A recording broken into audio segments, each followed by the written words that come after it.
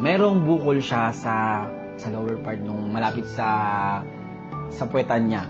So, yun yung nagkukos ng bleeding. Yun yung nagkukos ng bleeding. And nung January nga, nalaman namin na positive si Papa. Meron siyang colon cancer, guys. Mga kapenyo, tirahin na natin itong may init na issue ngayon. Pasok, intro! Hey yo, what's up sa inyo mga kapenyo? At today meron na naman tayo video, hindi lang basta mainit ko, hindi viral video ito ngayon mga kapenyo, na kung saan talaga nakakalungkot na balita dahil si Tatay Aniceto nagka-colon cancer, no? Na kung saan isa sa mga inaayawan natin mga tao ang isang cancer, no? Yan yung talagang pinaka natin, yung pinaka-hate o pinaka-ayaw natin na mangyari sa buong buhay natin, no? Nakakalungkot talaga na balita ito. At tara mga kapenyo, wag na natin patagalin at sabay-sabay natin panoorin kung paano nga inanunsyo ng kanyang anak dito ang sakit ni Tatay Aniceto. Hi guys! Ayan, alam namin na matagal nyo kaming inaantay, matagal nyo kaming hinanap dahil halos ilang buwan din kaming hindi nakakapag-upload. Oo, ilang buwan na Ayun, gagawin namin tong video na to para ikwento sa inyo kung ano ba talaga yung nangyari, bakit ang tagal naming hindi nag-post, yes, kung bakit umabot ng ilang buwan din kami hindi nag-post, guys. Ngayon, ang daming nag-chat sa inyo, ang daming nagme-message sa inyo sa page. Yung iba nag-PPM pa sa akin, nag-PPM sa akin na, kamusta kayo? Ganyan, at bakit hindi na kami nag-upload. So, ito na guys, ikwento namin sa inyo kung bakit ba bigla kaming nawala, bakit hindi kami nag-upload. Siguro naman mga kapenyo, lahat tayo, no, nakikilala si Tatay Aniceto at ang kanyang anak at talagang hindi pa pwedeng hindi kilala. Kaya doon sa mga hindi nakakakilala, si Tatay Aniceto at ang kanyang anak sumikat po sa pagpaprank at pagpapatawa nila, unang-una sa TikTok at sumunod sa Facebook at ngayon sa YouTube, na kung saan mga kapenyo, since January nga na pumasok ang taon ng 2024, hindi na nga sila nakakapag-content sa kadahilanan na nagkasakit pala etong si Tatay Aniceto. Nakakalungkot talagang balita ito mga kapenyo. Nangyari yun lahat guys nung December. Nangyari noong December 11, guys, na merong nangyari kay Papa. Si Papa yung mas maganda ikaw magkwento sa kanila. Mas maganda ikaw magkwento. Anong nangyari sa akin mga guys, yung dumumi ako ng merong dugo. May dugo, okay. Natatawa lang si tatay, so, pero parang naiiyak siya. Nag-poop siya ng merong blood. So, sinabi ng doktor na maraming test. May mga test na gagawin sa kanya. At yun, na-admit kami ng mga panahong yun. Ang tagal naming labas-pasok sa ospital dahil nga pabalik-balik yung nararamdaman ni Papa. So, may mga test na ginawa sa alam nyo mga kapenyo, sa pangyayaring to, medyo naalala ko tuloy yung tatay ko nung panahon na nabubuhay pa siya. Alam nyo, parang ganitong malakas din manigarilyo, malakas din mag-inom, tas simpayat din niya mga kapenyo. Alam nyo, hate na hate ko rin talaga yung cancer kasi isa rin po yan sa kinamatay ng aking ama na talagang bata pa siya binawian, 59 years old lang mga kapenyo. Yung tatay ko noon, nagkaroon naman siya ng sa lungs, no, cancer. At talagang hindi na nga rin napigilan dahil pinabayaan na rin ng tatay ko since namatay yung kuya namin. Nawala na siya ng gana magpagamot talaga. Kaya sana tatay, no, Aniceto, magpagaling ka, get well soon. Alam kong kayang-kaya nyo yan. Siyempre, nandyan yung mga anak mo para gabayan ka at ipagamot ka, no? Kaya sana, no, may magandang balita sa susunod na gumaling ka na.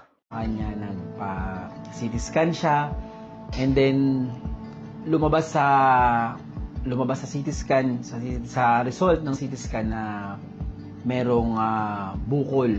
Merong bukol sa tiyan ni Papa. Ayun, syempre unang reaksyon namin kung ano ba itong bukol na to, madadaan ba to sa gamot, madadaan ba to sa kahit anong paraan para mawala to. And then, ayun, kaya sinabi ng doktor sa akin muna sinabi ng doktor dahil ayaw Ayaw sabihin.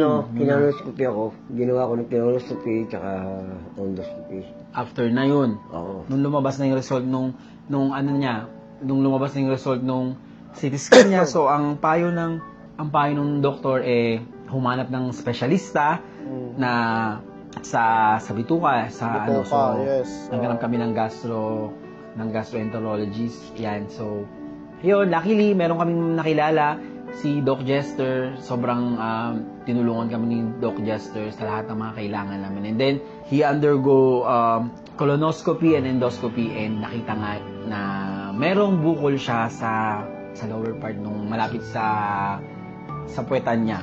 So, yun yung nagkukos ng bleeding. Yun yung nagkukos ng bleeding. And then, kumuha ng sample na pinabiopsy, and nung January nga, nalaman namin na positive si Papa. Meron siyang colon cancer, guys. Grabe, mga kapenyo. Kahit ako talagang nalulungkot ako at mga kapenyo, no, bilang isang anak gaya ng anak ni Tatay Aniceto, syempre lalong-lalo na to, napakatindi ng bonding nila at tandem nila. Lagi sila magkasama na kung saan sa kulitan, sa hirap, sa ginhawa. Ngayon na maganda na yung buhay nila, tapos ito naman yung pumalit sa kanila ngayon 2024. So ganun talaga, mga kapenyo, no, ang buhay ng tao talagang hindi natin masabi. Kaya nga marami nagsasabi sa atin, di ba, na hanggat nabubuhay tayo dito sa mundo, patuloy pa rin ang buhay at maging masaya na tayo, gawin na natin lahat kasi hindi natin alam kung kailan tayo kukunin ng Panginoon. At totoo naman talaga yan, mga kapenyo. Anuhin mo naman yung maraming pera kung sa isang iglap, mawawala ka, di ba? Lungkot yung anak niya. Mahirap para sa amin. Ramdam mahirap ko to. Para sa amin na ganito, yung pagdadaanan namin na ganito. Pero, iyak anak niya, tinatry namin na, syempre, nung panahon na yun na maging malakas. Kasi, alam ko na hindi namin pagdadaanan to ng hindi binigay ng Panginoon. So, totoo yan, bro, no? Hindi sa inyo talaga ibibigay yung challenge na yan kung hindi nyo kaya. At alam ko, at naniniwala ako na Aniceto, gustong-gusto rin niyang gumaling, no? Para rin sa inyo, para sa pamilya niya at para sa mga nakasubaybay nga sa kanila, no? At syempre nakakalungkot talaga na marinig natin lahat bilang fans, katulad ko, isang humahanga nga sa kanila sa mga ginawa nilang mga prank at kung ano-ano pang kalokohan, talagang yung sobrang nakaka-inspire sila ng lahat. Tapos naalala ko tuloy way back 2020 nung si Eman Menedes, nung magkaroon din siya ng sakit, talagang napakabata pa nun, no? 20 years old, pumanaw rin dahil din sa cancer, mga kapenyo, leukemia. Tapos ito naman, isa rin sikat na YouTuber o social media influencer na si Tatay Aniceto, sana gumaling ka talaga, Tay. Get well soon, lakasan mo ang loob mo at talagang sa totoo lang, lahat naman tayo ay dumadaan sa matitinding problema. Yun nga lang, iba-iba lang ng problema. Namin na binigay niya to dahil alam niya na kaya namin. So yun, parang pinagsakloban kami ng langit at lupa nung mga panahon na yun. So hindi namin alam anong gagawin namin next. Ano nang gagawin namin. Na parang syempre, di may iwasan na magulo yung isip nila. Ganyan, nakita ko sa mukha ni Papa nung mga panahon na yun na sobrang nag-iisip siya. Nag-iisip siya ng ano ba yung gagawin? Ano ba yung mga dapat namin gawin?